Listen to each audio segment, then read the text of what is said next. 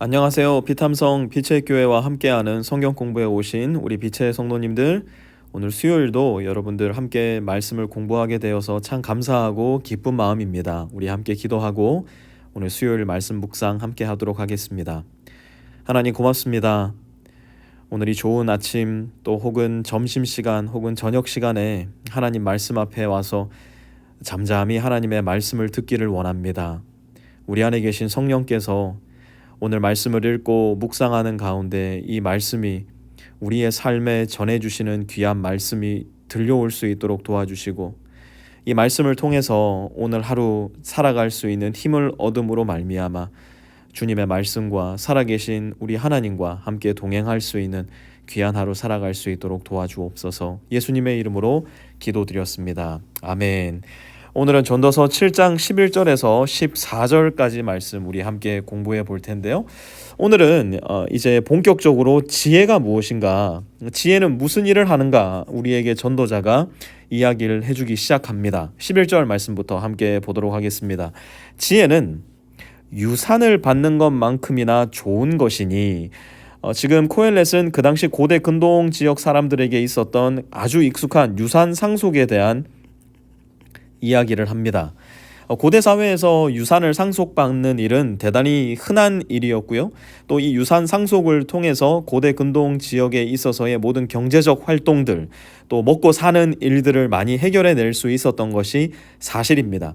그래서 유산을 상속받는 일은 사실 굉장히 큰 덕이라고 이야기할 수 있었고요. 너무나 당연한 문화라고 이야기할 수도 있었습니다. 오늘날과 같이 부가 한 사람한테 집중되어 가지고 다른 사람들은 다 이 사람에게 부를 위해서 거의 노예처럼 살아가는 그런 자본주의 사회가 아니라, 고대 근동 지역에 있었던 이스라엘은 땅을 골고루 유산으로 상속받았었기 때문에 이 땅을 자기 자녀에게 물려주는 일, 그래서 그 자녀로 하여금 이 땅에서 곡식과 열매와 채소들을 잘 일구어내서 그들의 삶의 터전을 계속해서 유지해 나갈 수 있도록 하는 일은 너무나 당연한 덕이고 문화고 또 선이라고 할 수 있었습니다. 그래서 유산을 상속받는 일은 늘 축복받는 일이었고 축하받는 일이었습니다. 그러니 이 유산을 받는 것 참 좋은 일이다라는 인식은 당연했던 것이고요.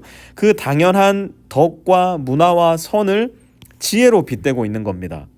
지혜는 유산을 받는 것만큼이나 좋은 것이니 이 세상에서 살면서 그 덕을 보기 때문이다. 12절 이어서 보면요, 돈이 사람을 보호하듯, 이번에는 돈에다가 지혜를 비유를 합니다. 돈이 사람을 보호하듯 지혜도 사람을 보호한다. 이렇게 해서 물려받은 모든 토지와 재산들은 당연히 부의 재창출로 이루어져 가지고 이 돈을 통해서 부를 통해서, 재산을 통해서 자기와 자기 자녀들, 자기 가족을 보호하는 것은 당연한 일이었습니다.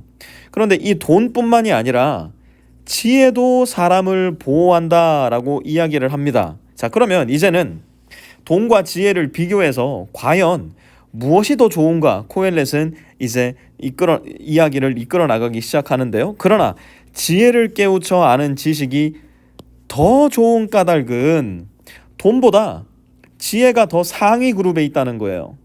돈과 지혜가 함께 있다면 무엇을 더 추구해야 하는가? 지혜를 더 추구해야 된다라고 이야기를 하는데요. 그 까닭이 뭐냐? 지혜가 그 사람의 목숨을 살려주기 때문이다. 돈은 목숨을 살려주지는 못해요. 하지만 지혜는 사람의 목숨을 살려줄 수 있다라고 코엘렛은 이야기를 하고 있습니다. 왜 그러한가? 왜 돈은 사람의 목숨을 살려주지 못하지만 지혜는 사람의 목숨을 살려주는가? 지금 코엘렛은 어떤 관점으로 돈과 지혜를 비교하고 있냐면 영혼의 관점으로 돈과 지혜를 비교하고 있는 것이에요. 돈은 짧은 이 한평생, 고대 근동 지역의 평균 수명이 40세도 안 되었을 가능성이 크기 때문에 이 40세의 인생을 살아가는 동안 우리를 지켜줄 수 있을지 모르겠으나 그 이후에 펼쳐질 영원한 삶에는 전혀 손을 댈 수가 없는 것이에요. 그러나 지혜는 바로 이 영원한 삶에 잇대어 있어 영원한 삶으로 우리를 인도하는 것이기 때문에 돈과 지혜를 비교해서 보았을 때에 지혜가 더 좋다라고 이야기하고 있는 겁니다. 그것은 오늘날도 마찬가지입니다. 이제 평균 연령 100세 시대를 바라보는 정말 의료기술과 과학기술이 빼어난 시대를 우리가 살고 있는데요. 이 100세 시대를 산다고 하더라도 돈은 여전히 영원한 삶의 영역에는 전혀 손을 미칠 수가 없습니다. 그러나 지혜는 우리가 10살을 살고 죽든 50살을 살고 죽든 100세, 150살을 살고 죽든 이 지혜만이 우리의 영원한 삶의 영역에 터치를 하여서 우리로 하여금 영원한 삶으로 이끌 수 있도록 우리를 영원한 삶으로 초대하고 있다는 것입니다. 자, 그렇다면 고대 근동 3000년 전 시대뿐만 아니라 오늘날도 우리는 이 지혜에 귀를 기울여야 합니다. 그런데 우리의 현실은 어떻습니까? 돈이 먼저입니까? 지혜가 먼저입니까? 많은 경우에 돈이 먼저인 우리의 모습을 보게 됩니다. 우리의 생활 패턴을 한번 생각해 보셔요. 여러분이 많은 시간 들여다보고 생각하고 묵상하는 것은 무엇입니까? 지혜입니까? 아니면 돈입니까?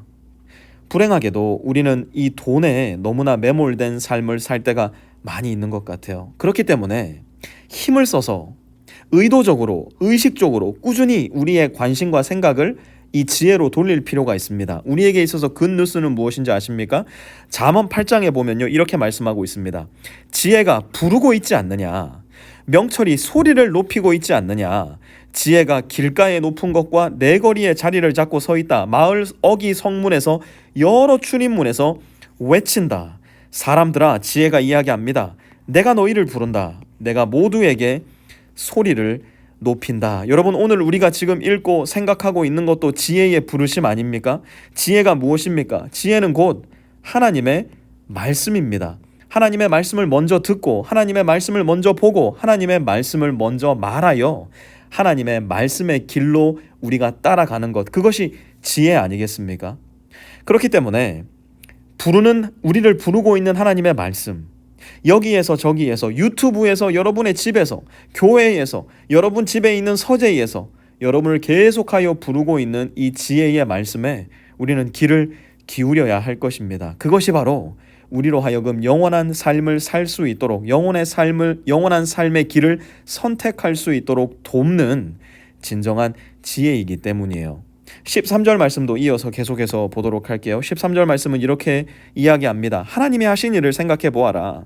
하나님이 구부려 놓으신 것을 누가 펼 수 있겠는가? 14절 좋은 때에는 기뻐하고 어려운 때에는 생각하여라. 하나님은 좋은 때도 있게 하시고 나쁜 때도 있게 하신다. 그러기에 사람은 제 앞길을 알지 못한다.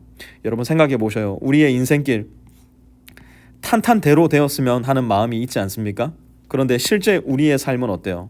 우리의 삶은 이리 꼬불 저리 꼬불 가다 밑으로 쭉 떨어졌다가 또 위로 올라갔다 꾸불꾸불 정말 그려만 놓아도 심란한 그런 인생의 길, 구부러진 길을 걸어갈 때가 있지 않습니까?